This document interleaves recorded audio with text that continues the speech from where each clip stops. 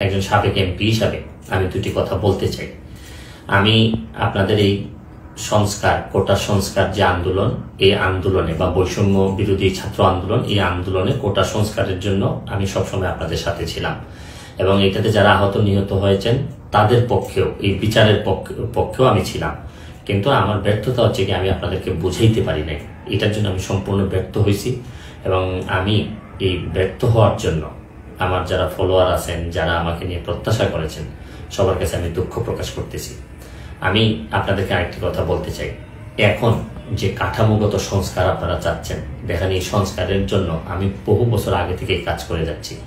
আপনারা দেখেন এই দুর্নীতির বিরুদ্ধে যুদ্ধ গত 15 বছরে আপনারা যে 2-3 জন মানুষ দুর্নীতির বিরুদ্ধে সোচ্চার ছিলেন, এর মধ্যে হয়তো আমাকে একজন আপনারা পাবেন। আপনারা জানেন যে আমি এস আলমের বিরুদ্ধে নিজে বাদী হয়ে মামলা করছি টাকা পাচারের জন্য।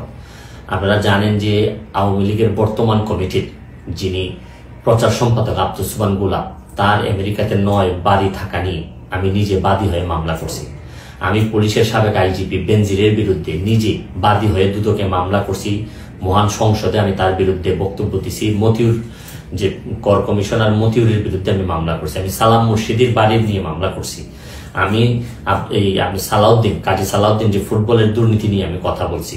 ওসি মুয়াজ্জেমের বিরুদ্ধে আমি নিজে মামলা করছি, করে তার 8 বছরের সাজা হয়েছে ডিজিটাল নিরাপত্তা আইনে। আমি, আপনারা জানেন যে জীবনে যত ঝুঁকি ছিল, আপনারা জানেন যে এই কোটা আন্দোলন শুরু হওয়ার 2 সপ্তাহ আগে আমি প্রেস কনফারেন্স করে বলতে বাধ্য হয়েছি, আমি জিডি করছি যে আমার জীবনের উপর হুমকি আছে এইসব দুর্নীতির বিরুদ্ধে প্রতিবাদ করতে গিয়ে। সুতরাং আমি এই যুদ্ধে সবসময় চেষ্টা করছি। এখন আপনারা যারা যে যুদ্ধ শুরু করছেন, ছাত্র জনতার নেতৃত্বে যে যুদ্ধ, এই যুদ্ধে আমি মনে করি যে দুর্নীতির বিরুদ্ধে যুদ্ধ, এই যুদ্ধে আমি আপনাদের সবসময় আমি আপনাদেরকে দোয়া করি যে আমি যতদিন আসি চেষ্টা করে যাব দুর্নীতির বিরুদ্ধে এই যে যুদ্ধ, এই যুদ্ধে সবসময় শরীক থাকা, আমার জায়গা থেকে আমি চেষ্টা করব।